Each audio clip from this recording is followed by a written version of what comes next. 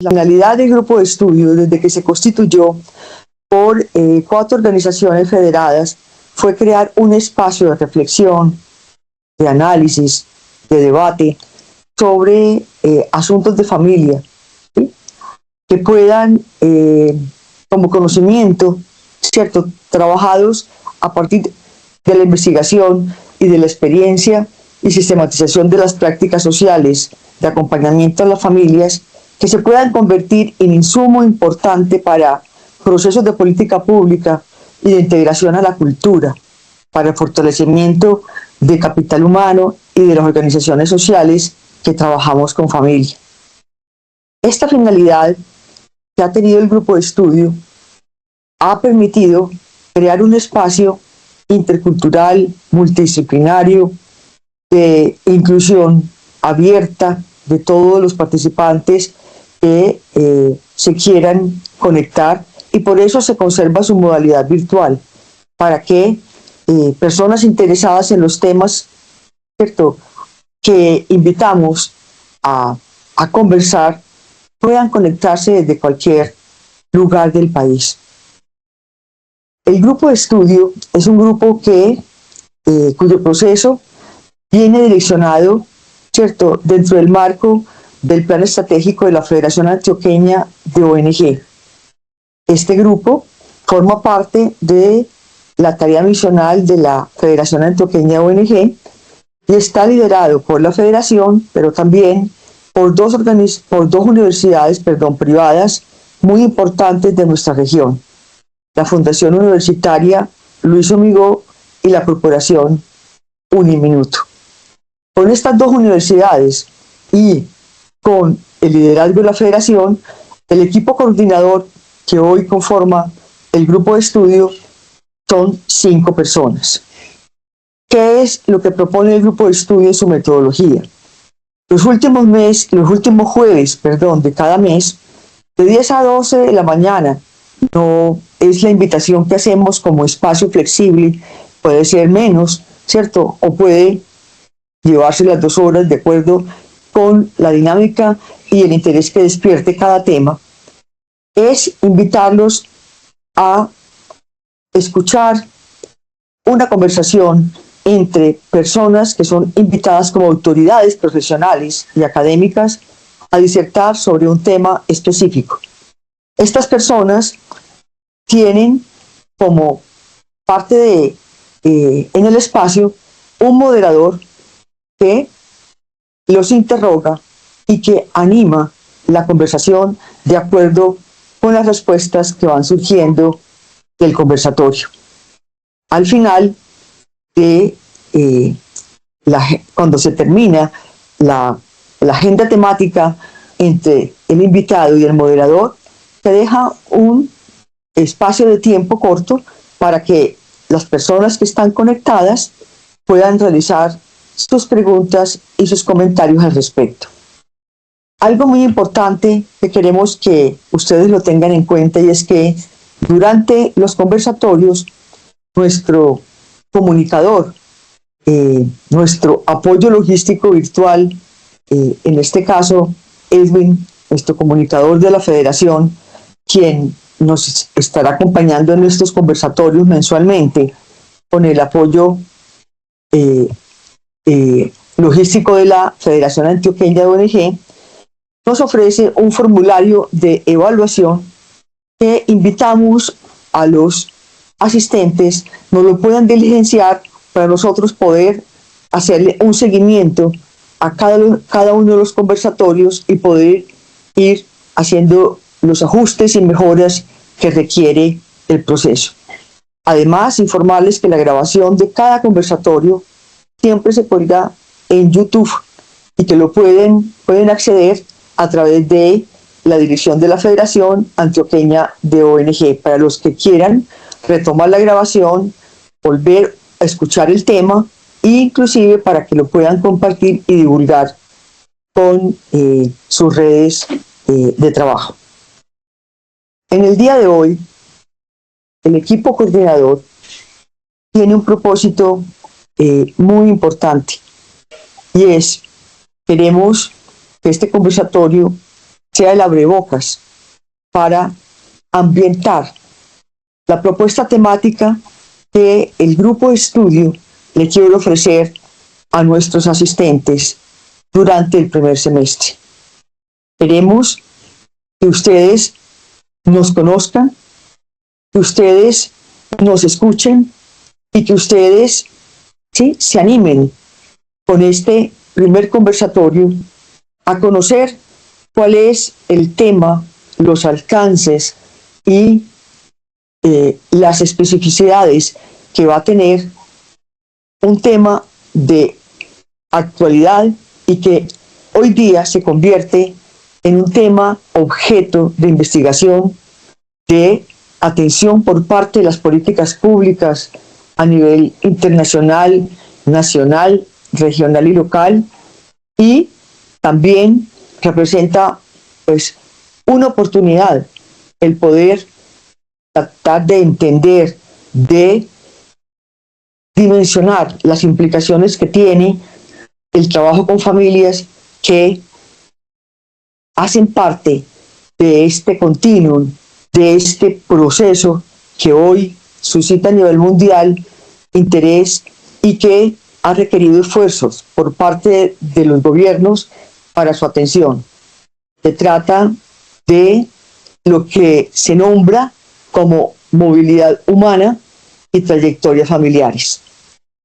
Este es el tema que durante el semestre quisiéramos ofrecerle a nuestro público para que de diferentes perspectivas, ¿sí?, y muy focalizado en fenómenos y grupos familiares, ¿cierto?, territoriales y culturales, vamos a emprender este camino de poder hacer un abordaje integral, ¿sí?, desde una perspectiva compleja y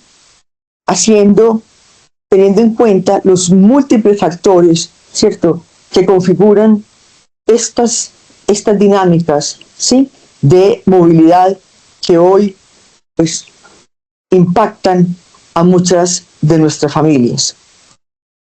Tengo el gusto entonces de presentar el día de hoy al equipo coordinador que forma parte del grupo de estudio y que de una manera cooperativa, colaborativa, de codirección, somos los responsables y los que tratamos de ofrecerles a ustedes cada mes el nivel, la calidad y la apertura en escucha y en conocimiento de los temas que de verdad creemos que hoy debemos socializar, construir colectivamente en su dimensión de acompañamiento, de mayor profundización con investigaciones, de caracterización, ¿sí?, y de integración a políticas públicas. Nos acompañan en el día de hoy Alexander Rodríguez Bustamante. Alexander es el doctor en educación de la Universidad Pontificia Bolivariana, representa a la Fundación Universitaria Luis Amigó. Tenemos a Lady Marjorie Bedoya Cardona.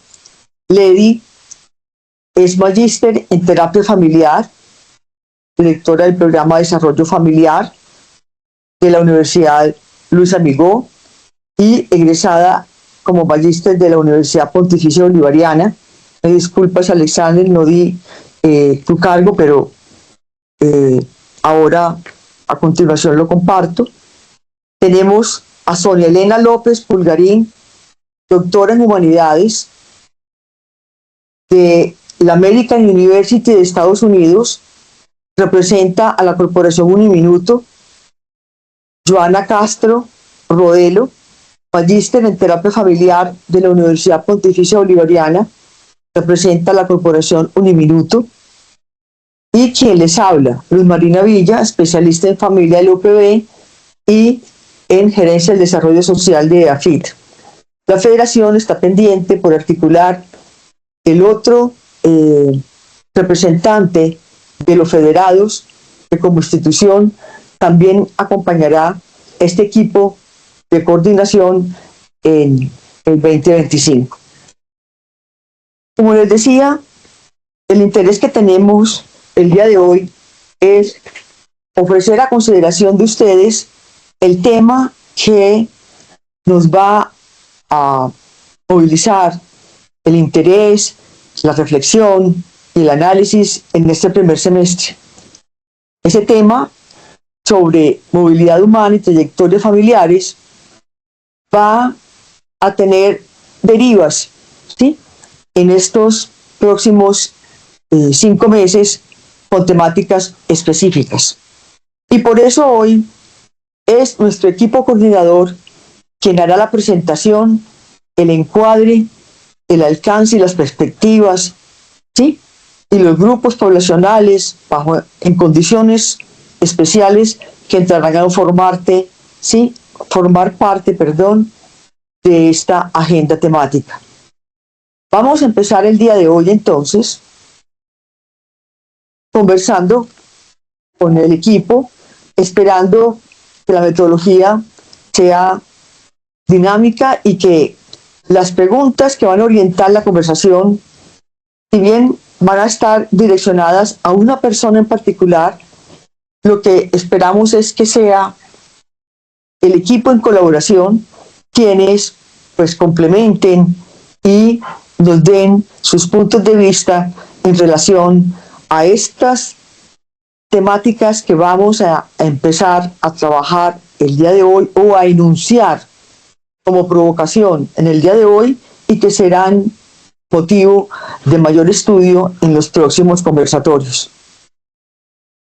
Quisiéramos entonces pedirle a Alexander, que es la persona con la cual quisiera conversar en este inicio, que además de su presentación, pues entonces nos responda una pregunta inicial y es: Alexander, ¿desde qué perspectivas el grupo de estudio ofrecerá a sus seguidores, ¿sí?, el abordaje al fenómeno de movilidad humana y trayectorias familiares?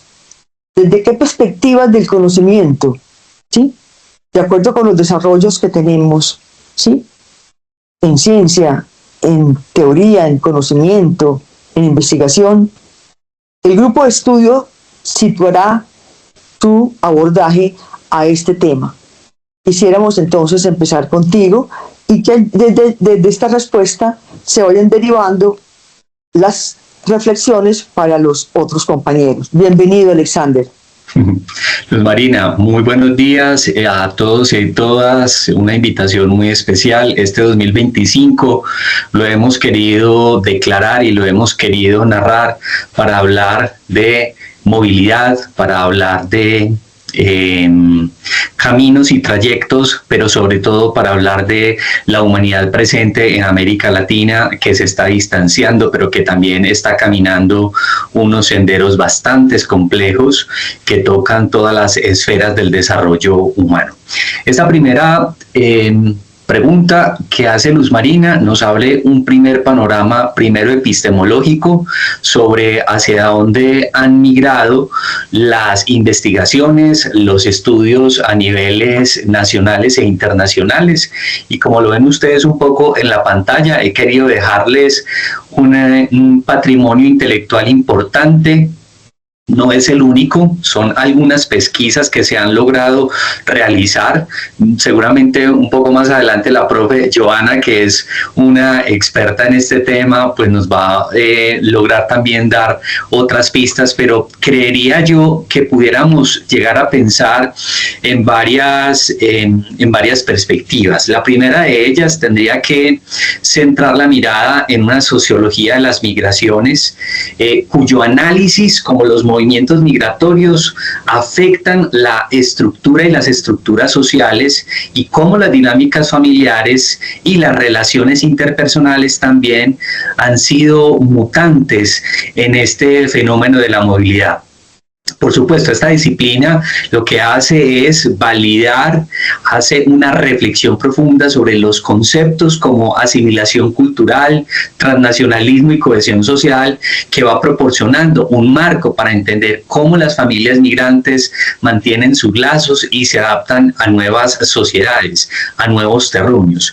Yo lo que he podido evidenciar desde el año 2006, que he realizado un trabajo anual, yo viajo cada año a Estados Unidos, específicamente a Nueva York, a trabajar con población migrante, sobre todo centroamericana, y me encuentro con una gran necesidad y es elevar las voces sobre quienes habitan un país que no es su país, pero que han dejado grupos familiares en sus países de orígenes, y allí hay una segunda mirada muy importante que cuando yo hablo con las familias, con los papás, con las mamás, con los niños que están en perspectiva educativa, pues lo tenemos que denominar desde una segunda perspectiva, que es la teoría del curso de vida. ¿Y qué es la teoría del curso de vida? A propósito del tema que nos hemos planteado para el 2025, pues básicamente lo que hace, bueno, quitémosle el básicamente, lo que hace es estudiar las trayectorias individuales y familiares a lo largo del tiempo, considerando siempre cómo los eventos transicionales en la vida de las personas se van entrelazando con cambios sociales y estructurales y hacen precisamente que esos cambios les den un estatus distinto, no solo desde el lugar en el que originan su estatus, sino también al lugar donde se van a sentar. Y otro asunto es que analiza cómo las decisiones y los eventos en diferentes etapas de la vida afectan las trayectorias familiares en los contextos de movilidad, que muy seguramente mis compañeras más adelante lo van a visibilizar. El otro asunto bien interesante tiene que ver con la perspectiva de género, la cual lo que hace es reflexionar y estructurar cómo la movilidad humana va impactando cada vez más de manera diferenciada a hombres y mujeres, considerando esas dinámicas de poder, roles de género y cómo estos influyen en esas decisiones migratorias y en la adopción en los nuevos entornos en los cuales se van a realizar sus proyectos de vida. Y la otra mirada tendría que ser la antropología social. Cuando uno revisa los textos del profesor Blanco, lo que hacemos es visibilizar y reflexionar de acuerdo a las prácticas culturales, el mundo axiológico, los valores y las creencias de las familias en contextos de movilidad, y analizamos cómo esos procesos identitarios y de relaciones familiares se van transformando en entornos migratorios cada vez más importantes, cada vez más transformacionales y, como lo diría el profesor Pablo Bomaro, sobre todo desde una perspectiva de potencia. Esa perspectiva de potencia lo que hace en suma es hacer una visibilización distinta, pero siempre permanente, que lo que hace es la reivindicación del ser humano por el ser humano.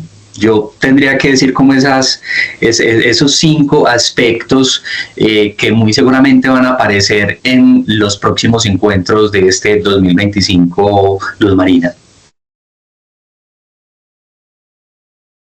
Muchas gracias, Alexander, por esta aproximación que nos haces sobre desde qué perspectivas epistemológicas y teóricas se viene haciendo el estudio, ¿sí?, de la movilidad humana y el curso de vida. Y para pasar a un segundo momento, con base en lo que tú planteas, voy a hacerte la pregunta, ¿sí?, siguiente, apoyada en lecturas de realidad, en fenómenos que hoy hacen parte de la dinámica social, económica, cultural, política, ¿cierto?, de estos países de América Latina. ¿Qué es lo que hay en común entre las familias que se movilizan por factores que están asociados a esa movilidad de diversa índole? ¿Qué es lo común entre las familias que por causa de la guerra y del conflicto armado deben transitar, deben moverse de sus territorios, ¿sí?, a otros, a los cuales hemos denominado que son familias víctimas por desplazamiento forzado? ¿Qué es lo común en familias que por opción de proyecto de vida deciden movilizarse a otros países por oportunidades laborales, ¿sí?, dejando parte de sus familias en su lugar de origen y extendiendo su red de parentesco, ¿sí?, a nivel global, con intercambios entre estas redes, ¿sí?, familiares y sociales que se conforman? ¿Qué hay de común en las familias que, de acuerdo a estaciones de producción, se movilizan, como pasa con las familias cafeteras que transitan por diferentes regiones y que se trasladan una parte de su familia con sus familias para acceder a esas oportunidades de productividad? ¿Sí? ¿Qué hay de común en las familias, diríamos, que por globalización, por esta globalización que hemos vivido y por esta apertura comercial, ¿cierto?, se convierten en familias nómadas, ¿cierto?, o donde uno de sus integrantes puede, ¿cierto?, trabajar y mantenerse conectado desde cualquier lugar del planeta? ¿Sí? ¿Qué pasa o qué es lo que hay o subyace en estas familias que también generan migración interna, ¿cierto?, dentro de los mismos territorios, ¿sí?, cambiando su localización de residencia, con las familias que tradicionalmente y desde la historia de la humanidad, por razones fundamentalmente de sobrevivencia, como pasa, ¿cierto?, con los migrantes de África y de países en vía de desarrollo, que salen a la aventura, a la búsqueda de nuevas oportunidades o mejores oportunidades de vida digna.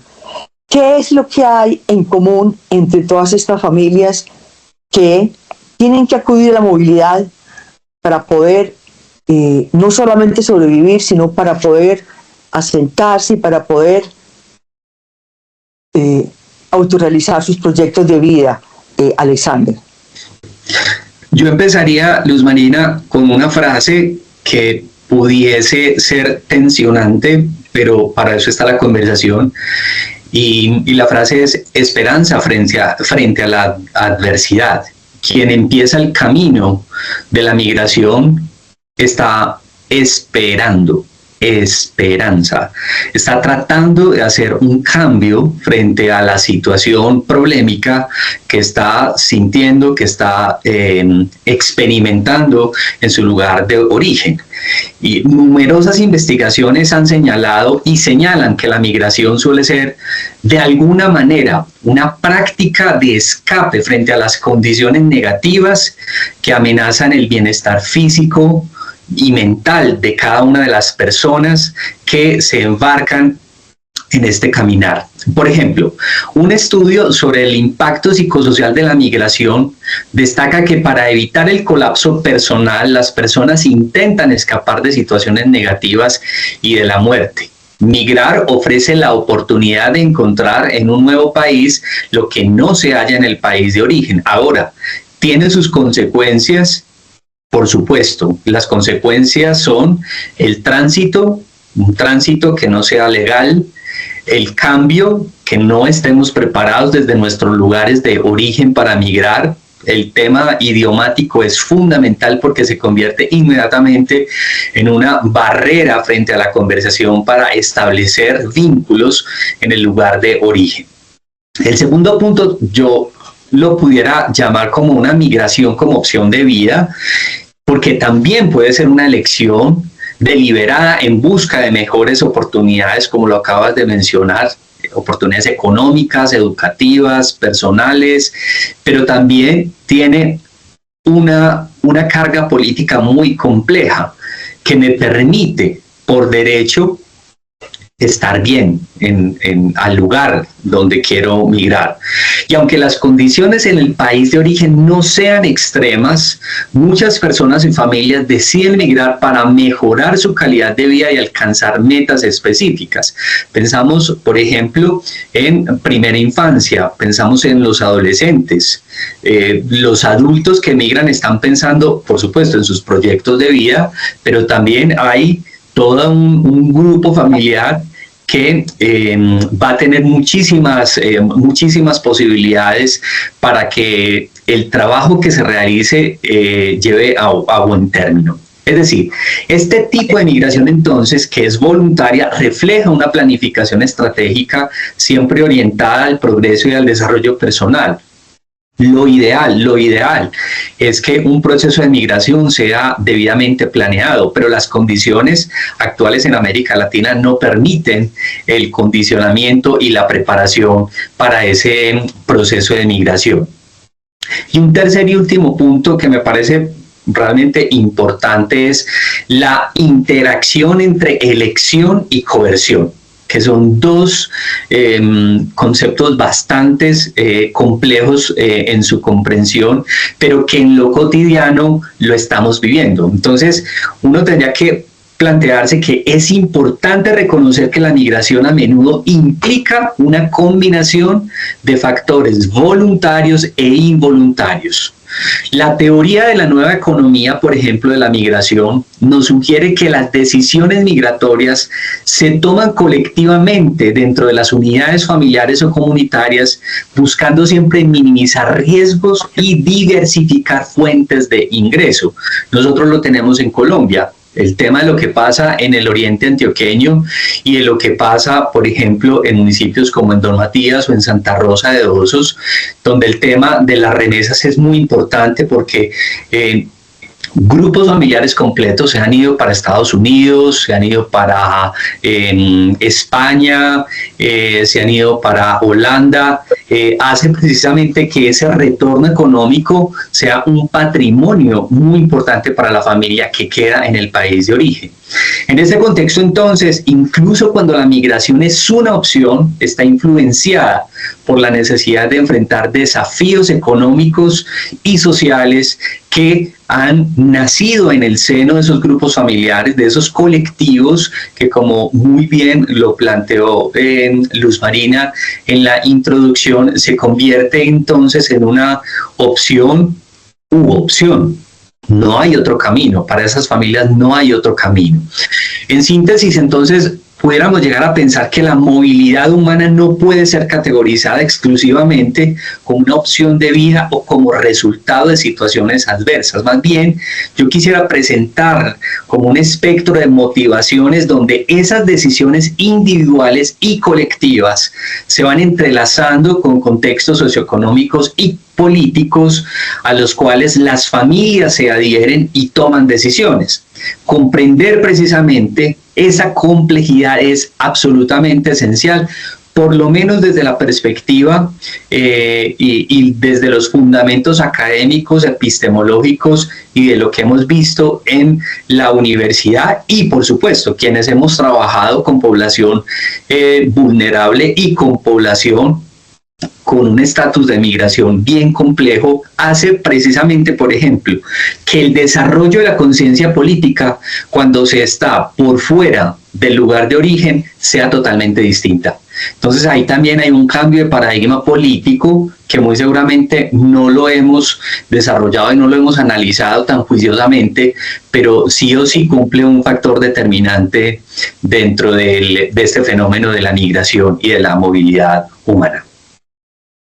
Gracias, Alexander, por la ilustración que nos haces en relación a este interrogante sobre el proceso migratorio. Si este proceso realmente responde a opciones de vida, ¿cierto?, asumidas en forma libre, o si también está asociado a condicionamientos, ¿sí?, que afectan la seguridad y la estabilidad de las familias en su lugar de origen. Creo que lo que planteas como elemento común en todos estos procesos de movilidad humana es la esperanza, es la búsqueda, ¿cierto?, de un mejor vivir. Lo otro que también escucho y me resulta interesante es que nunca serán decisiones, ¿cierto?, totalmente libres, siempre estarán condicionadas o asociadas a factores de contexto, de situación país, que hace que estas familias tengan que desarraigarse. Lo otro que también vale la pena rescatar de lo que mencionas es que esto es un continuo y que desde un enfoque histórico pues hemos tenido procesos migratorios a lo largo, ¿cierto?, de muchos años, ¿cierto?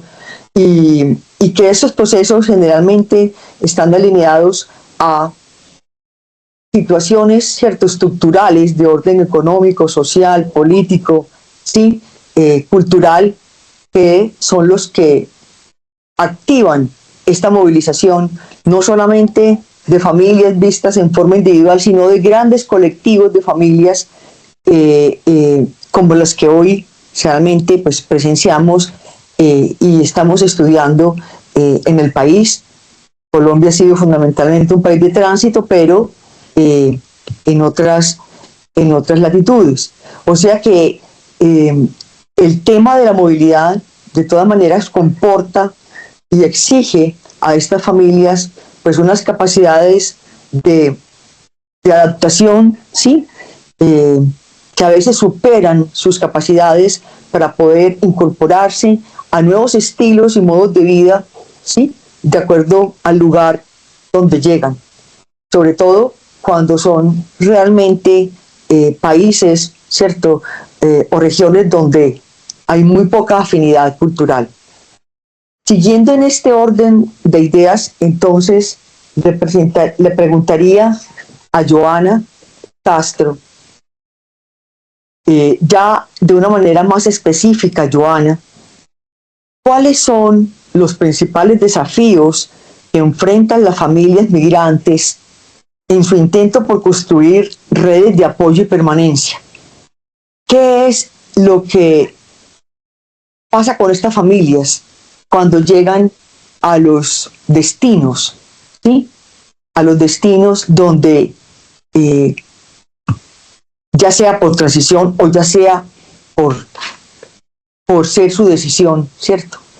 ¿Qué pasa con estas familias migrantes y qué implicaciones tiene, ¿cierto?, la llegada a estos territorios, ¿cierto? Familias desprotegidas, familias que prácticamente renuncian y salen de su dinámica territorial. ¿Cómo hacen estas familias para sobrevivir y para permanecer, Joana? Buenos días, ¿me confirman si me están escuchando?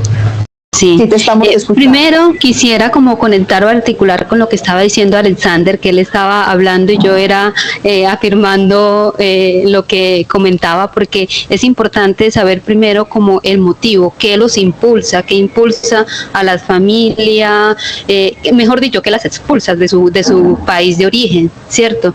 Y voy a hablarles de, según las investigaciones que nosotros hemos realizado, no es un asunto de generalizar, porque nuestra muestra, digamos, son 60 personas a las cuales hemos estado como revisando todo este tema de las trayectorias migratorias. Entonces me conectaba mucho con lo que decía Alexander con relación a los motivos que tienen las familias para migrar, y una de ellas, lo que nosotros encontramos en las investigaciones de Venezuela, de migrantes venezolanos, es que indudablemente sienten en todo su área personal, familiar, de empleo, demás, una precariedad de la vida, ¿cierto? Y eso les motiva a buscar, como lo decía el profesor, un destino que puedan ellos encontrar como esos derechos que no se le están dando en su país de origen. Y claro, esa esperanza de encontrar un mundo mejor los hace tomar la decisión de emigrar. ¿Qué pasa cuando se encuentran por ejemplo, aquí en Colombia? Lo que nosotros revisamos es que uno de los desafíos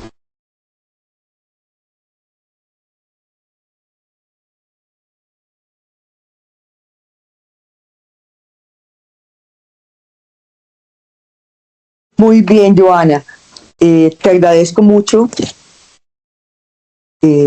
la ampliación y la respuesta a esta inquietud que te hemos formulado. Y de acuerdo con lo que tú expresas, entonces, podríamos entonces responder esta pregunta. ¿Requiere nuestro país una política migratoria? ¿Cuál sería su alcance y qué derechos debe reconocer? Necesitamos que nos informes si en nuestro país, de acuerdo con la dinámica territorial que estamos viviendo, ¿cierto? Y la situación del país, el gobierno y el Estado tiene políticas y ofrece una garantía de estatus a estos migrantes.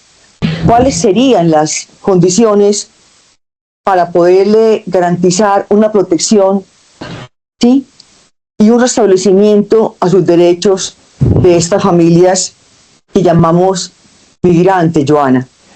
Me disculpo, es que no estaba en sala porque aquí en la universidad se va al internet, entonces no terminé de redondear la idea al principio, entonces no sé hasta dónde me escucharon. Listo, Joana, entonces te damos la palabra nuevamente. Si necesitas completar la respuesta a la anterior pregunta que te hacíamos sobre las implicaciones sobre los desafíos, estábamos hablando del desafío de las familias migrantes. Las implicaciones que tienen para las familias migrantes, la pérdida de sus redes de apoyo y cómo logran asegurar su permanencia estas familias. Y de una vez entonces integrar la cuestión sobre las políticas migratorias, específicamente si nos puedes hacer algún adelanto sobre lo que nos ofrece el país para la inclusión, para la integración y el reconocimiento de los derechos de estas familias, Joana. Listo, creo que quedé en la parte donde les estaba comentando lo que se encuentra la persona migrante cuando llega en específico aquí en Colombia, ¿cierto? Y según las investigaciones que nosotros realizamos, entonces se encuentra ante una sociedad que tiene un estigma y una discriminación con relación al migrante, entonces no se ve la migración como una oportunidad o como la oportunidad que hay que las personas se puedan vincular o se puedan integrar socialmente y también al mercado laboral, que eso puede incentivar bastante la economía colombiana, sino que hay un discurso donde se criminaliza el migrante y tenemos que saber que migrar es un derecho, ¿cierto? Como bien lo decía Alexandre, es un derecho es el derecho de encontrar una vida mejor, ¿sí?, de poder suplir sus necesidades. Entonces, ante eso se encuentran en esta sociedad colombiana, según lo que nosotros investigamos. Y esta discriminación les dificulta en gran manera poder integrarse socialmente en el país de destino, ¿sí?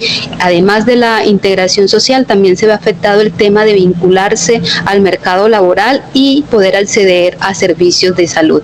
Cuando la persona o cuando los migrantes venezolanos deciden migrar, no es una decisión que toman a la ligera, o eso pasó en el análisis que nosotros realizamos. Realmente la persona antes de migrar hace como tiene una red de apoyo, una red que le permite poder ir y vincularse al país de destino. Entonces no es que migre así a un salto al vacío, sino que previamente están consolidadas unas redes de apoyo. Entonces, ¿qué les permite a ellos la permanencia aquí en Colombia? Primero, la motivación de quedarse, ¿sí? Porque la mayoría que nosotros entrevistamos tomaban Colombia como un país de tránsito, ¿sí? Su finalidad no era quedarse en Colombia, sino que ir a Chile, que en su imaginario, pues, para ellos es mejor económicamente, ¿cierto? Y buscan poder vincularse o insertarse al mercado laboral para poder suplir unas necesidades. Y al momento de estar radicados acá en el país de destino, hay como una colaboración o una ayuda, por decirlo así, con relación a las personas que están aquí o las familias con las que están aquí en el país de destino, como también las personas que están en Venezuela. Entonces hay una red de apoyo con relación, por ejemplo, lo hacen a través de las remesas, como le decía Alexander, que es un tema bastante interesante, cómo a partir de esa remesa yo puedo contribuir al cuidado no solo de las personas que están conmigo en ese país de destino, sino también las personas que se quedan. Lo otro, el asunto para la permanencia que hablabas, es que tenemos muchas personas retornadas. Recordemos que en la época del auge todo el petróleo, muchas personas colombianas migraron a Venezuela. Entonces nosotros también veíamos que había muchas personas retornadas, colombianas retornadas con sus familias que hicieron en Venezuela, y la idea de ellos, como tienen una cercanía con la cultura y demás, era radicarse en este caso en Colombia. Las ciudades donde más migra la familia venezolana son en 3 ciudades grandes, principalmente en Colombia, que tiene que ver Bogotá, Medellín, Barranquilla. Son realmente las que más población migrante venezolana tiene, y hay una percepción sobre esto, y es que ellos consideran que son las ciudades donde más hay oportunidades en relación a la inserción laboral y también hacer todo un proceso de integración. Con relación al tema de la política pública, al principio en el 2017 fue que se vino a ver como un flujo de migrantes significativo de venezolanos a Colombia. Colombia no estaba preparado para recibir este flujo migratorio, además porque no teníamos la experiencia de esa particularidad, sino que sí migraban muchos ciudadanos colombianos a otros países, no que llegaran a nuestro país. Entonces, del asunto legal no estaba preparado. En ese momento eran decretos, por ejemplo, decretos para poder cubrir, por ejemplo, el tema de la documentación de la familia migrante, ¿sí? Un decreto para cubrir el tema de la salud, el tema de la educación. Estamos hablando de 2017. En el 2021, con la normatividad de 2136, esto fue en el gobierno de Duque, fue donde se instaló una normativa, ¿sí? Y esta normativa que atiende todas estas necesidades que tiene el migrante, por ejemplo, en tema de integración social, en tema de salud, en tema de empleo, la documentación, que es muy importante para poder acceder fácilmente a un empleo o poder ingresar a un estudio, al sistema educativo, perdón. Gracias, Joana. De todas maneras, ha habido avances entonces en materia de políticas y de normatividad para poderle dar el estatus y para poderle garantizar la inclusión social a estas familias migrantes.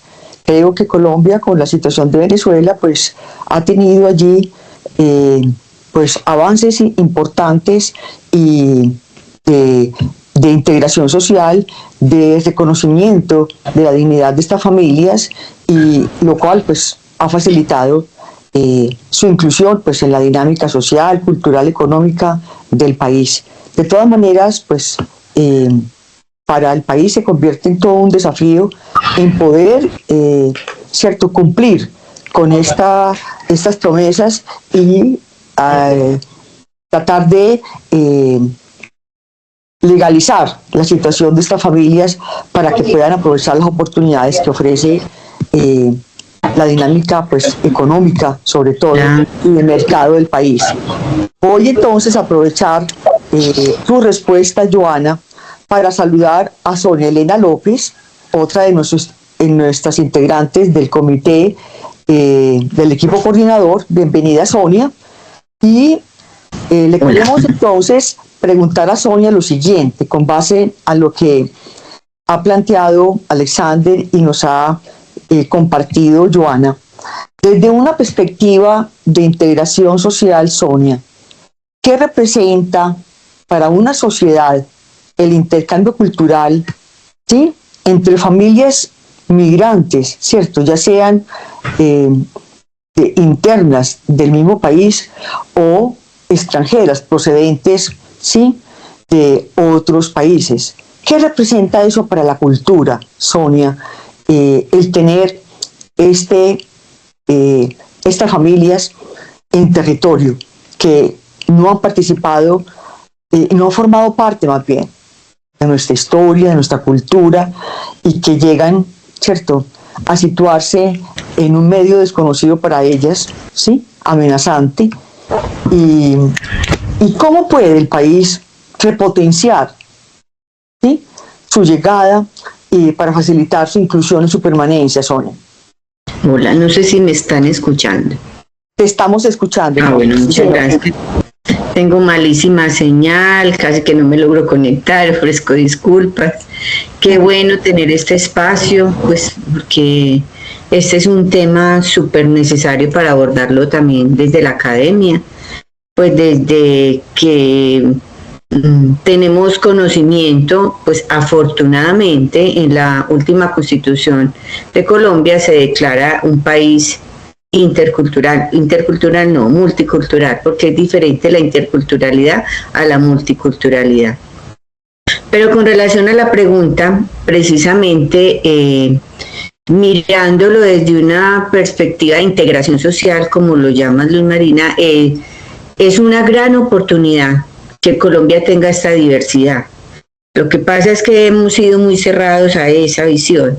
Y apenas hasta que lo nombra la Constitución nos estamos dando cuenta que siempre hemos tenido esa multiculturalidad en Colombia, porque se declara un país que no solamente es de mestizos, sino de comunidades ancestrales, que también hemos mal llamado indígenas, de comunidades rom, que son los gitanos, que también habitan en Colombia hace muchos años, y sobre todo después de la Primera y Segunda Guerra Mundial, y lógicamente pues todos los afrodescendientes o afrocolombianos que viven en Colombia hace muchos años y que fueron traídos a la fuerza. Ellos no llegaron porque querían migrar, sino que los trajeron a la fuerza, y ahí hay que incluir un término distinto que es el de las diásporas, porque esos recorridos que ellos hicieron obligados, pues porque fue una población esclavizada y la trajeron a la fuerza de muchísimos lugares, eso implicó muchos cambios, no solamente en esa constitución como tal, pero no estoy hablando de constitución política, sino de geopolíticamente hablando, cómo Colombia tuvo grandes cambios, aunque se resista a ellos, porque todavía sigue siendo, o sea, Colombia como un país que durante muchos años fue expulsor, y así como lo comentaba ahorita Joana, hoy es un país receptor, así sea solo para el tránsito, pues solo para que transiten por acá para llegar a otros lugares. Sin embargo, pues esto a las familias les trae, digamos, cambios en los cuales ha tocado, digamos, implementar de una manera, digamos, sistemática también todo el asunto de la resiliencia. Tanto para una familia, por ejemplo, que tiene un miembro que tiene que emigrar, que tiene que viajar, que tiene que salir para enviar dinero, remesas, o como las nuevas formas y las nuevas familias multiculturales o interculturales, parejas o transnacionales, parejas que se van conformando y familias que se van conformando desde distintas opciones, que ya hoy no es un mito ni es una creencia errada, pues de que, por ejemplo, una persona afrocolombiana pues pueda tener perfectamente una pareja mestiza, porque realmente en Colombia no somos blancos, nos creemos blancos, que es otro asunto, y tiene que ver también con ese asunto de la colonización, pero no somos blancos, nosotros somos una mezcla y somos mestizos, o sea, el mestizo tiene de todo un poco y no podemos negarlo. ¿Cómo podríamos leerlo de otro lugar? Como una gran oportunidad. Ese intercambio cultural, esas raíces, esa riqueza a través de las creencias, la cultura, los ritos, los símbolos, la cocina, la música, el baile. Todo esto debería ser una gran oportunidad pues para esta integración dentro de la familia y esa integración con la sociedad. Eso es lo que yo puedo contestar. Gracias, Sonia, muy clara tu apreciación al respecto. Pues Colombia como país expulsor y receptor y en estos momentos pues ha tenido la oportunidad de poder potenciar la presencia sobre todo de familias venezolanas, ¿sí?, para que contribuyan como fuerza de trabajo, ¿sí?, y se integren a la vida cultural de nuestro país desde sus ancestros, desde sus prácticas, de sus tradiciones, lo cual hace que la cultura se permee, lo cual hace que los residentes, ¿cierto?, los nacionales, los territoriales amplíen su espectro sobre lo que es la cultura y sobre lo que representa el poder intercambiar, interactuar, ¿sí?, con familias de otros territorios o del extranjero. Yo creo que el esfuerzo y la resiliencia más bien como capacidad que deben demostrar las familias, tal como tú lo dices, pues lo deben hacer pues ambas partes. La familia que llega, pero también la comunidad, ¿cierto? Y las redes de apoyo, ¿sí?, social que existen en los territorios para que acojan, para que integren a estas familias y no los rechacen y no se creen barreras y estigmatizaciones por el solo hecho, ¿sí?, de no pertenecer. Es algo que tú crees que se ha ido cambiando en el país, y porque realmente estas familias cuando llegan, ¿cierto?, a estos territorios y logran, ¿cierto?, residenciar y logran encontrar un modo de vida, lo que experimentan es pues igualmente una expulsión, una exclusión, ¿cierto?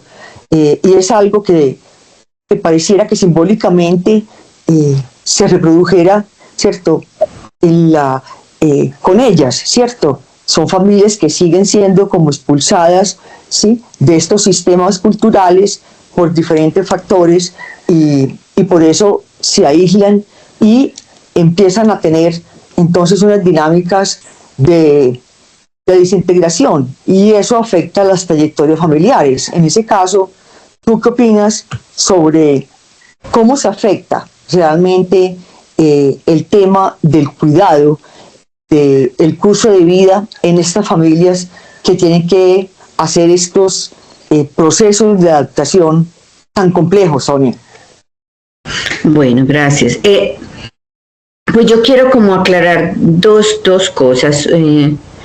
un término que yo creo que ha sido mal utilizado hace mucho tiempo, y es que nosotros hablamos de familias vulnerables, y yo lo cambio por el término familias vulneradas, porque, o sea, por decisión propia yo no quiero hacerme vulnerable. Todos los seres humanos de una u otra forma somos vulnerables siempre, pero hay unas personas que tienen menos acceso a los recursos y a los derechos humanos que otras, y que tienen más expuesta su dignidad en todo momento. Entonces, más que eso, yo lo llamo como familias vulneradas. Apostándole a Catherine Walsh, que ha sido una de las mujeres que más ha trabajado este tema de la interculturalidad. Precisamente ella dice que el derecho a la movilidad y al libre tránsito pues ha sido algo que ha existido durante toda la humanidad, eso no es reciente. Y esto, si nos vamos pues a mirar el origen de la humanidad, siempre ha habido la necesidad de movilizarnos, de hacer ese tránsito por el mundo buscando muchas cosas. Pues una de las primeras necesidades fue también el alimento, el fuego, el agua, un techo. Y pues también se dice que el agua va a seguir siendo el recurso más valioso por el cual las familias van a tenerse que mover de un lugar a otro para poder encontrar eso, para poder encontrar el agua, que es el alimento fundamental y básico de todos nosotros, de nuestra existencia. Pero yo creo que oscilamos como entre dos cosas. Una es que hoy hay nuevas oportunidades.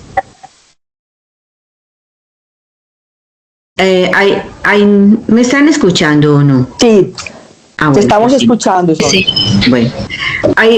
Digamos que hay nuevas oportunidades de que como que los programas se han volcado de alguna manera, pues exceptuando lo que está pasando hoy en Estados Unidos, que ya no quieren dar apoyo para todo lo que tenga que ver con precisamente procesos migratorios, ni población LGTBIQ+, ni población específica de lo del programa del nuevo presidente de los Estados Unidos, pero sabemos que durante mucho tiempo, pues también, y la OIM, afortunadamente, pues la Organización Internacional de las Migraciones también ha generado y ha podido, digamos, ir construyendo unas normas, leyes o apuestas que permiten no discriminar, digamos, por lo menos institucionalmente o organizacionalmente al migrante.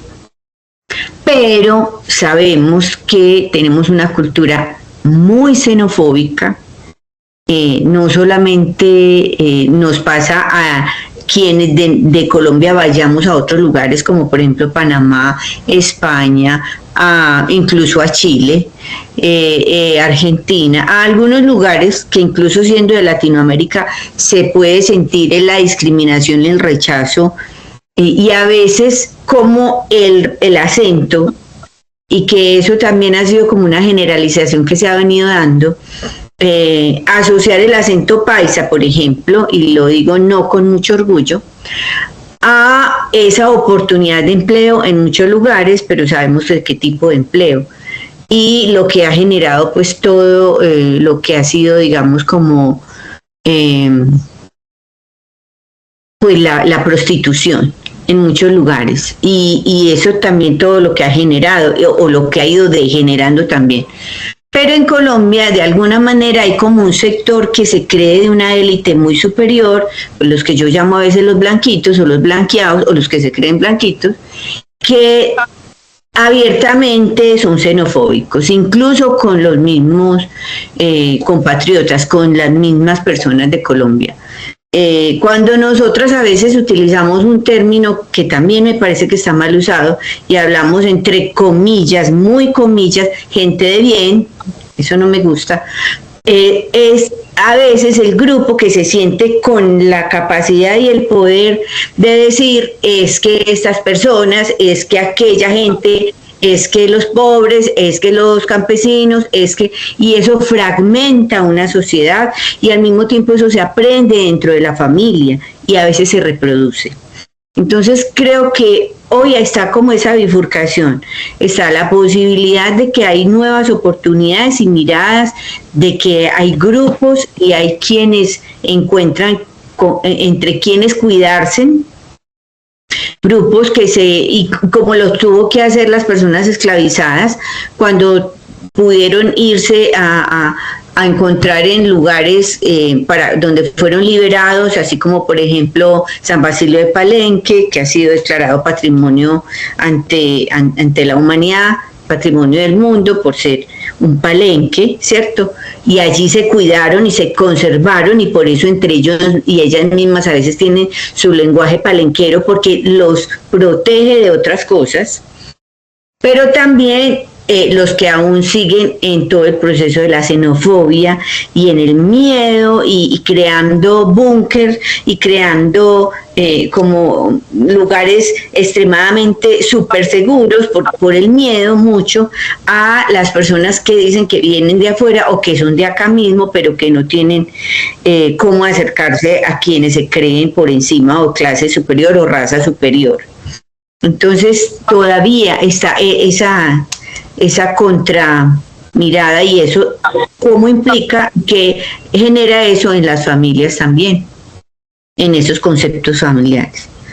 Bueno, yo dejaría como hasta ahí. Gracias, Sonia, por tus aportes a este tema específico sobre las oportunidades que nos brindan las familias, ¿sí?, migrantes, en este caso en Colombia, para enriquecer y para integrarse a la cultura, permitiéndonos, sí, ese intercambio cultural y el aprendizaje de nuevas formas de vida que de todas maneras enriquecen la perspectiva, sí, y cambian, diría yo, las posturas sobre cómo se hace posible la construcción de vida digna, sí, desde esos códigos culturales que cada familia posee y que en grupo, en comunidad, ¿cierto?, como es la mayoría de las veces como se presentan las migraciones, nos traen estos colectivos.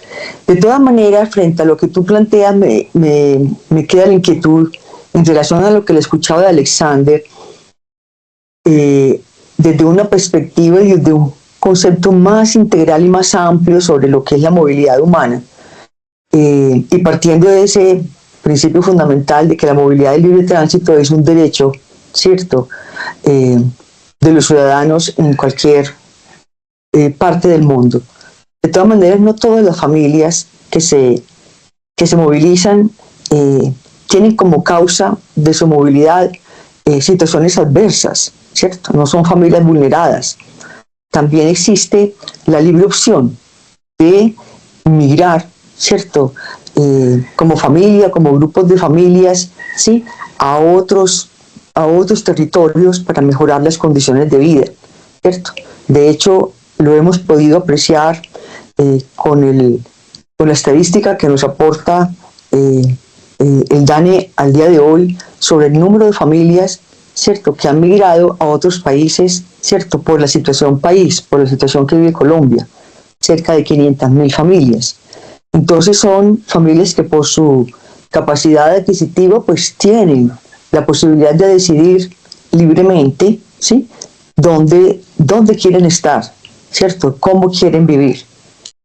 Sin embargo, también tenemos claro que existen otros grupos de familias que conforman comunidades, ¿sí?, que por razones de fuerza mayor o por su naturaleza, porque son comunidades nómadas, ¿cierto?, que transitan, ¿sí?, de acuerdo con las oportunidades que ofrece cada territorio, ¿cierto?, por producción agrícola, por el tema de sequía, ¿cierto?, de escasez de alimentos, etc. Son familias a las cuales se les vulneran sus derechos, y son familias que al lugar donde lleguen necesitan ser acogidas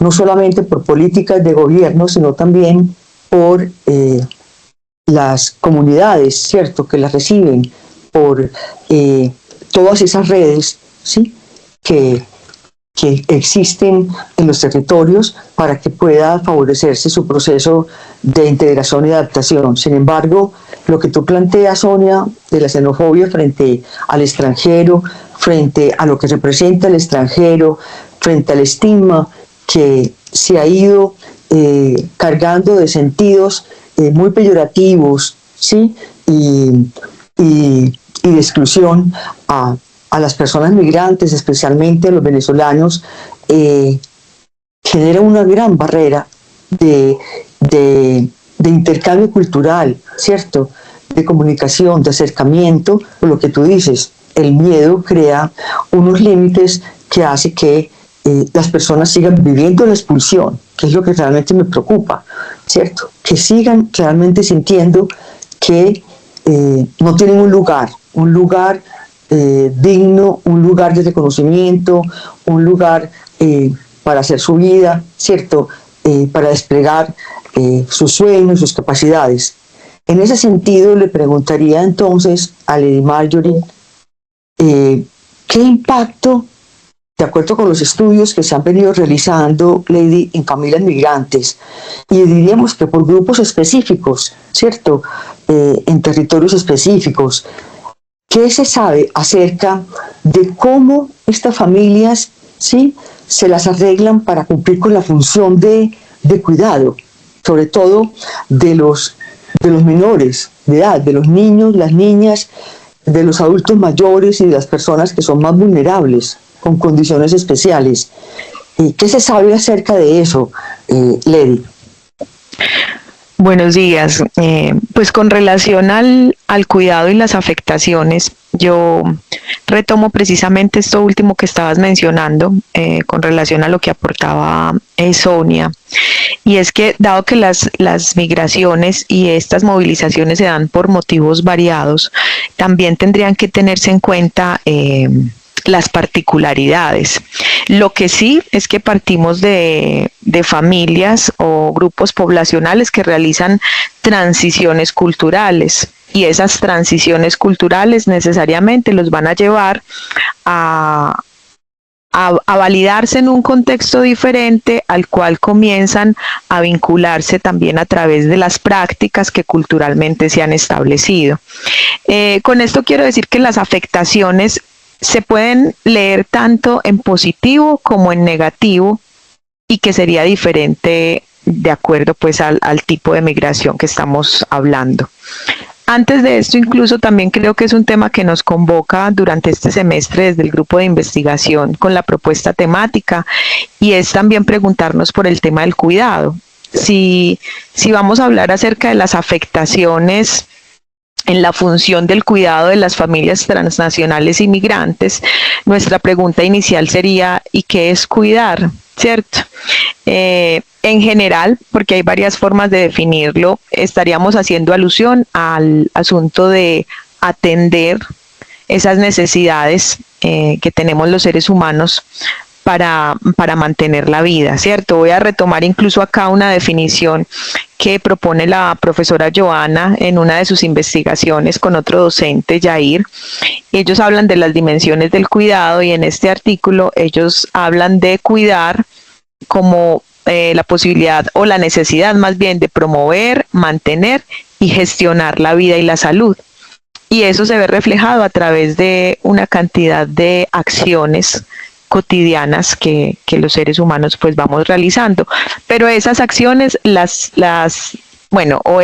esa búsqueda de mantener y gestionar la vida, nosotros tenemos acciones muy evidentes, pero también hay otros asuntos latentes que tienen que ver con la necesidad de responder a esos otros asuntos relacionales, psicológicos, emocionales, que tal vez no se vean reflejados en acciones muy concretas, pero que están ahí, implicados en todo lo que hacemos de una o de otra forma. Si nos vamos entonces a pensar en el cuidado, yo quisiera retomar acá también a la profesora Joana con su investigación, porque ellos hablan de 4 dimensiones del cuidado, y ellos lo hablan particularmente en una investigación de familias migrantes venezolanas, migrantes a Colombia. Entonces plantean que el cuidado se puede ver en una dimensión residencial, en una dimensión de salud familiar, en una dimensión reproductiva o en una dimensión emocional. Es decir, el tema del cuidado también lo podemos ver reflejado en estas dimensiones que ellos plantean, pero probablemente en otras, de acuerdo a las particularidades de esa migración. Es un tema bastante complejo que atender, que implicaría diferencias si estamos hablando de niños, niñas y adolescentes o si estamos hablando de adultos mayores. En el caso de los niños, niñas y adolescentes, cuando hablamos de cuidar, lo podemos entender como parte del proceso de crianza. Para criar es necesario cuidar. En el caso de los adultos mayores estaríamos pensando en el cuidado como esa atención a las necesidades, pero que no necesariamente está vinculada a la promoción del desarrollo en sus diferentes dimensiones, como podría ser reconocido más cuando hablamos de niños, niñas y adolescentes. Es clave allí que las familias sí van a hacer una reorganización en relación al cuidado, van a afrontar una cantidad de desafíos o afrontan desafíos psicológicos y emocionales que tienen que ver con la separación, que tienen que ver con la vinculación de nuevos integrantes, personas, redes de apoyo, que tiene que ver con las prácticas cotidianas, que tiene que ver con la función de quién cuida, si el cuidado es compartido, si el cuidado es delegado, si se ejerce también con el respaldo de redes mayores de cuidado o se hace de una manera más aislada. ¿Cómo cambian estas prácticas de cuidado también en la vida de las personas y de las familias? ¿Cómo cambian en ese tránsito y en ese pasar de un lugar a otro, en esa transición cultural? Y también la inestabilidad que esto puede generar. Con los adultos mayores, como mencionaba ahorita, habría diferencias también en esas afectaciones del cuidado que tienen que ver con las particularidades del momento de la vida e incluso con las creencias que en relación a la vejez o el envejecimiento tenemos. Digamos que en el caso de niños, niñas y adolescentes pasa mucho también el pensar que la crianza o el cuidado pueden ser más remotos o más a distancia. De hecho, en la investigación de la profe Joana se plantea que en el cuidado emocional, por ejemplo, en esa dimensión del cuidado emocional, cuidar implica proximidad, pero también podría ser una no proximidad, pero sí la preocupación por. Cuando hablamos de la crianza, por ejemplo, en el caso de niños, niñas y adolescentes, es necesario el acompañamiento, es imprescindible. En el caso de los adultos mayores, digamos que las creencias que vamos tejiendo con relación a la vejez influyen en que haya probablemente más distancia de esos adultos y que se piense que el cuidado estaría más enfocado en atender la necesidad del alimento, el techo y la salud física con el medicamento. No, finalmente son asuntos que tienen muchas aristas y que creo yo que nos invitan, además en este semestre, abordar estos procesos migratorios y estas situaciones que afrontan las familias también desde esa perspectiva del cuidado, pero reconociéndolo como un asunto bien complejo que nos implica revisar las construcciones socioculturales que cada país va haciendo. También a propósito de los enfoques que mencionaba Alexander al inicio. Gracias, Lady. De acuerdo con lo que te escucho y haciendo mención a la investigación que nos aporta Joana para poder tener una comprensión más integral acerca de las características y las dinámicas de las familias migrantes venezolanas. Realmente escuchándote, pues de verdad lo que se me ocurre plantear es que el desafío para las políticas de cuidado y los sistemas departamentales y municipales de cuidado que se están implementando dentro del marco de la ley, ¿cierto?, y de la política nacional son de gran envergadura. definitivamente estaríamos necesitando de una política con enfoque diferencial, ¿cierto? Para que por focalización a estas familias, ese sistema de cuidado pueda generar las oportunidades que ellas necesitan para poder hacer su transición, para poder hacer su adaptación y su integración, ¿cierto?, a la cultura y a la sociedad donde van a pertenecer. Es de verdad todo un desafío el que representa la política, ¿cierto?, y los planes y los sistemas de cuidado a nivel local y regional, porque son de verdad pues el recurso pues más cercano y que tendrían a la mano estas familias para poderse acompañar, ¿sí?, en este proceso de adaptación, de permanencia, de integración. ¿Tú crees que eso es factible, que se logre implementar, que logremos tener una política flexible y que le dé inclusión y tratamiento diferencial a estas familias migrantes, Lady? Yo creo que, como dices, hay muchos retos, pero podríamos decir que por lo menos se está trabajando en ello. O sea, en algunos de los artículos con relación al tema se plantea pues que al menos una de las principales ventajas que se tiene en este momento es que es un tema que comienza como a potenciarse como una preocupación significativa. Es un tema que nos estamos pensando en diversas sociedades y que ya nos está movilizando al planteamiento de programas, al planteamiento de políticas, al planteamiento de proyectos como una necesidad, no como un asunto opcional. Entonces yo creo que allí ya por lo menos hay un movimiento significativo, pero de ahí en adelante lo que tenemos son retos, como lo decías, porque también hay muchos contrastes, y esos contrastes tienen que ver desde un enfoque incluso socioantropológico con el momento social, político y económico que tenemos. También estamos en una sociedad en la que el priorizar la satisfacción de las necesidades individuales, también el priorizar algunos asuntos económicos que tienen que ver con estos procesos de consumismo, un consumismo acelerado, ese momento social que estamos viviendo actualmente, en ocasiones se podría ver un poco en contravía de lo que una política de cuidado implica.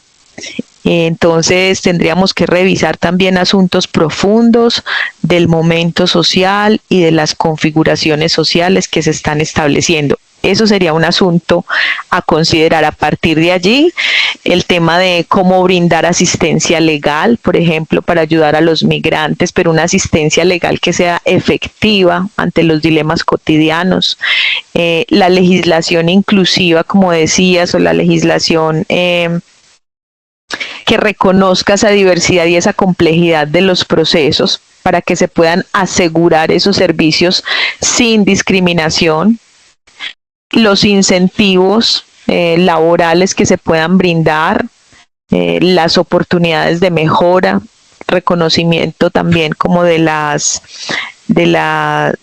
diferencias de género, pero también con una perspectiva de equidad, y el acceso que las familias puedan tener a actividades culturales, actividades de integración, a programas de cuidado establecidos desde el apoyo, redes de apoyo, grupos de apoyo, programas barriales, o una cantidad de asuntos que podrían desplegarse a partir de allí. Yo creo que ese es el gran reto que tenemos, pero al menos hay un punto de partida. Yo creo que aquí también sería interesante que en este grupo de estudio pudiéramos escuchar lo que a nivel de diferentes países se ha venido adelantando con relación a las políticas de cuidado, porque hay redes iberoamericanas que ya de alguna forma nos pueden presentar esos avances en los diferentes países con sus aciertos y sus desaciertos. Creo que sería también bien interesante poder invitar a los representantes de esas redes para que nos den una mirada de las políticas públicas de cuidado, cómo estamos en ese tema del planteamiento y el desarrollo de estas políticas, pero con una mirada más amplia en diferentes países. Gracias, Lady. Seguro que sí, lo vamos a tener en cuenta y de verdad que de acuerdo con lo que hemos escuchado, sí, en el conversatorio, pues el grupo de estudio realmente tiene una tarea muy apasionante y es poder retomar estos temas, sí, y darles profundidad en cada uno de los temas que vamos a ir estructurando para poderles ofrecer a ustedes conversaciones, ¿sí? En torno, ¿sí?, a temáticas y realidades que ameritan de estos análisis, ¿sí?, a veces muy, muy centrados en las características de las familias, ¿sí?, vulneradas y de aquellas que están optando por la movilidad como una opción de vida. Entonces, tenemos realmente ese desafío, queremos imaginar, queremos asombrarnos, queremos realmente buscar la manera de nombrar, de integrar, ¿sí?, y de construir unas narrativas que vayan cambiando las lógicas, ¿cierto?, los paradigmas, las actitudes y las conductas, ¿sí?, de estos colectivos, de estas redes, ¿cierto?, de intelectuales, de profesionales, de funcionarios públicos, de profesionales, ¿cierto?, vinculados a instituciones, a organizaciones sociales, para que realmente se pueda aprovechar el conocimiento en la dirección deseada, es decir, en lo que consideramos puede convertirse en un camino, ¿cierto?, en una exploración, en una apertura de nuevas oportunidades, ¿sí?, para estas familias que hacen parte de este continuo, de estas dinámicas, de estos procesos, ¿cierto?, que son históricos y que van adquiriendo unas configuraciones de acuerdo a los países que expulsan y a los países que las reciben, ¿sí? Entonces, y que es un fenómeno que no solamente, ¿cierto?, nos atañe a nosotros como colombianos, ¿cierto?, y a los territorios que son más receptores. Es un tema que de verdad nos implica a todos y quisiéramos que generando, pues, más que una cultura, sino desde nuestras actuaciones, pudiendo conversar y pudiendo realmente divulgar estas investigaciones y poniéndolas, ¿cierto?, en común con actores que tienen incidencia, que tienen capacidad de decisión, pues se logre mejorar la comprensión y se logren conocer las necesidades reales que estas familias se enfrentan. Así que agradezco al equipo coordinador pues su disertación sobre cada uno de los temas que hemos abordado de acuerdo con la especialidad o más bien de acuerdo con los intereses y las pesquisas que cada uno de nosotros ha logrado ir construyendo acerca de este fenómeno. Quisiera invitar a nuestros asistentes a que no se les olvide diligenciar el formulario de asistencia que encuentren en el chat y que nos colaboren con el formulario de evaluación. Es para el grupo de estudio muy importante que nos apoyen con estas respuestas. Quisiéramos finalmente dejar unos pocos minutos para que por medio del chat y con el apoyo de Edwin o en forma directa mostrando el icono de la manito levantada de alguien que quiera intervenir con alguna pregunta o algún comentario puntual para ir cerrando nuestro conversatorio del día de hoy. Bueno, ¿quién me escucha? Sí, te estamos escuchando, Joana. Sí. Acérquese un poco más al micrófono, por favor. Sí, buenos días. Muchas gracias por la invitación. He participado en varias reuniones de este grupo de estudios que me parecen pues, muy interesantes. Yo soy socióloga y trabajo en el Consejo de Medellín. Quería contarles que desde el Consejo de Medellín radicamos esta semana varias proposiciones, entre ellas una de un debate de control político sobre violencia intrafamiliar, otra proposición para hacerle seguimiento a la política pública de familia. Aún no tenemos fechas definidas, pero me parece súper importante que todas las personas que integran este grupo de estudios pudieran tener acceso cuando ya nos definan esas fechas, para que participen, para que se inscriban, para que puedan llegar y hacer ponencias aquí al Consejo de Medellín de aportes para hacerle seguimiento a esta política pública de familia, que como ustedes conocen es del 2011, se hizo una modificación a un artículo en 2017, pero ahora en 2025 pues hay que hacer como varios ajustes. En esa lógica sería muy importante poder contar con la participación activa de todos ustedes. Muchas gracias Joana por tu invitación. Vamos a aprovechar pues la articulación que tienes con el Consejo de Medellín, muy pertinente por lo que tú dices. Estamos en el proceso de actualización de la política pública y este es uno de los temas que debe realmente entrar a formar parte de la agenda pública, ¿sí? Que se va a debatir desde los territorios con las mesas de familia. Sería muy oportuno aprovechar pues esa vinculación que tienes con el Consejo para que pueda darse una interlocución, ¿cierto?, entre actores del Consejo y el grupo de estudio que nos permitan pues incidir y poner en ese espacio el conocimiento que se ha producido en torno a los temas que el grupo de estudio, ¿cierto?, comparte de acuerdo con las líneas de investigación, ¿sí?, de los programas de formación en familia y de las experiencias institucionales, ¿cierto?, los desarrollos teóricos y conceptuales, que es lo que llega a nuestro grupo de estudio.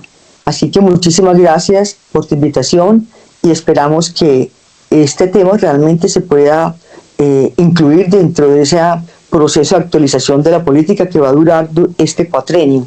Vamos a estar muy atentos para que así ocurra. ¿Tenemos alguna otra pregunta o algún comentario, Edwin, en pantalla para que vayamos entonces dándole cierre a nuestro conversatorio? No, por el momento tiene la mano levantada.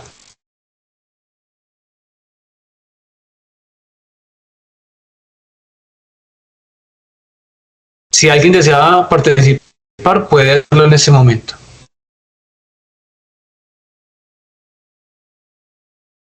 Bueno, Edwin, parece que no tenemos por el momento pues ninguna señal de más participantes. Vamos entonces a cerrar por el día de hoy. Perdón.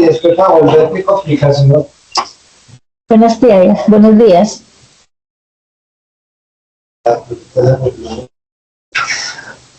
¿Quién nos habla, por favor? Buenos días, Beatriz Vargas. Bueno, Beatriz, te escuchamos para que sea pues esta la última intervención en el día de hoy. Beatriz, te escuchamos. Gracias. Bueno, de antemano agradecerle al grupo de estudio por ponernos las preguntas y las reflexiones en torno al tema de la movilidad humana y poderlo cruzar con el tema de las trayectorias y las dinámicas y vidas familiares que nos acontecen en el día a día.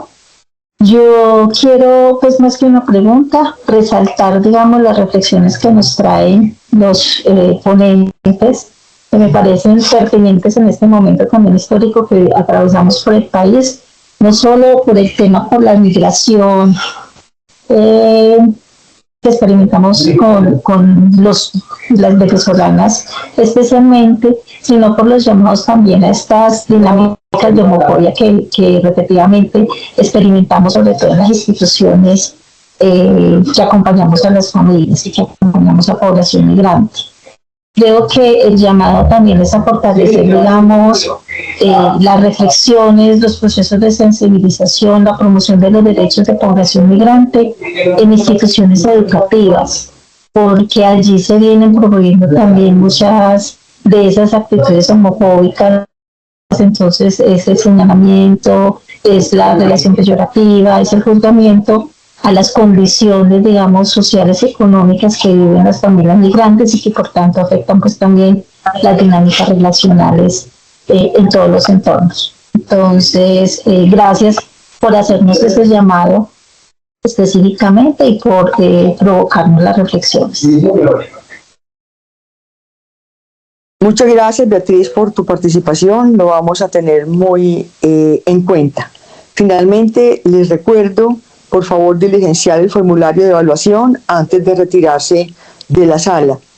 Es muy importante para el grupo de estudio poder acceder a esta retroalimentación que ustedes nos hacen para ir cada vez respondiendo a las expectativas, ¿cierto?, que genera este espacio y tratar de acercarnos y conocer más de cerca las realidades que ustedes trabajan. Sea entonces la oportunidad para agradecer a las personas que nos acompañaron en el día de hoy.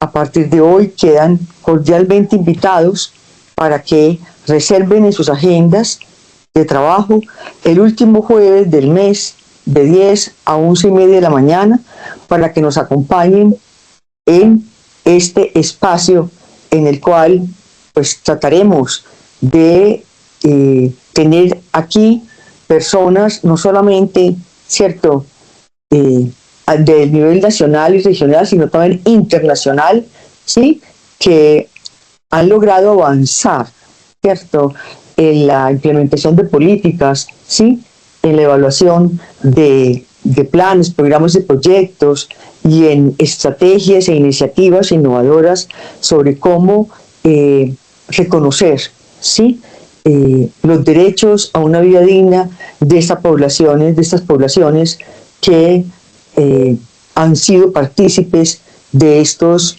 procesos de movilidad humana. Muchísimas gracias a mi equipo de colegas por haber estado presente en el día de hoy. Luz Marina.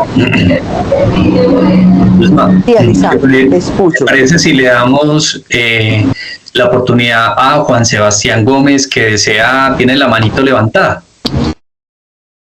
Claro que sí, Alexander. Adelante, Juan Sebastián. Hola, buenos días, ¿me escuchan? Sí, sí, escuchamos. Listo, muy buenos días. Hola, claro que sí. Ay, mi profe Sonia, cuando iba a intervenir oportunamente, se me presentó algo aquí en la oficina. Sin embargo, agradecer pues este espacio. Por medio de Sonia pude ver la información y quería contarles que pues soy de Medellín, pero actualmente desde hace 7 meses por motivos laborales entro viviendo en Pamplona, norte de Santander. Es un municipio ubicado entre Cúcuta y Bucaramanga, es decir que estamos en plena zona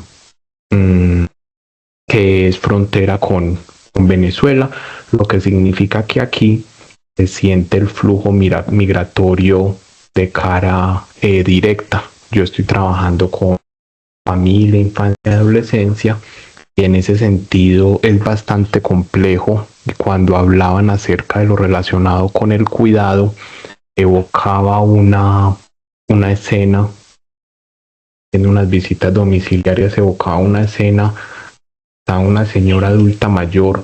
Perdón, Sebastián, si te puedes acercar más al micrófono mejor. Ahí me escuchan mejor. Sí, Mejor, sí. Listo. Entonces, debido pues como a ese flujo migratorio que se vive aquí, un día iba para una visita domiciliaria y veo que una señora, una adulta ya mayor con 5 niños pequeños, en una acera le estaba cambiando el pañal a una de sus nietas. Entonces yo decía, bueno, ¿qué garantías? ¿Qué hace el ente territorial? ¿Qué hacemos las entidades públicas? Y ese es el reto, ese es el desafío. También es muy común que esas trayectorias familiares se transforman en trayectorias individuales, porque nos llegan adolescentes que toman la decisión de emigrar solos, se montan a un camión, se montan en determinado medio de transporte, migran a Colombia y esperan a que la autoridad administrativa se haga cargo de ellos, y lo que hacen es negar la existencia de familiares, negar la existencia de redes de apoyo, y resulta siendo Colombia, con sus programas de atención y acompañamiento, su único referente. Quería entonces como compartirles esta breve experiencia de acuerdo a mi día a día, y nuevamente reiterar el agradecimiento por el espacio. Muchas gracias, Juan, por tu intervención y por tu ofrecimiento. Vamos a tomar nota de ello. ¿Hay alguna otra persona que tiene interés en participar? Bueno, entonces, con esto damos entonces por terminado nuestro primer grupo de estudio con el conversatorio sobre movilidad humana y trayectorias familiares. Una invitación, ¿sí?, a pensar, a soñar, a imaginarnos, ¿sí?, a permitirnos, ¿sí?, una apertura para la comprensión de estos fenómenos tan complejos que está viviendo nuestra sociedad, ¿sí? Y por eso quisiéramos que ustedes fueran parte de esta reflexión, para que se convierta en una construcción colectiva. Todas sus opiniones, sus experiencias, sus reflexiones son muy valiosas para nosotros y contribuyen a ir formando todo este cuerpo, ¿cierto?, de conocimientos y de narrativas que ayudarían a crear, sí, un ambiente más favorable para facilitar el reconocimiento de la dignidad y a los derechos de estas familias. Muchísimas gracias y una feliz tarde para todos. Nos vemos entonces en el conversatorio del mes de marzo.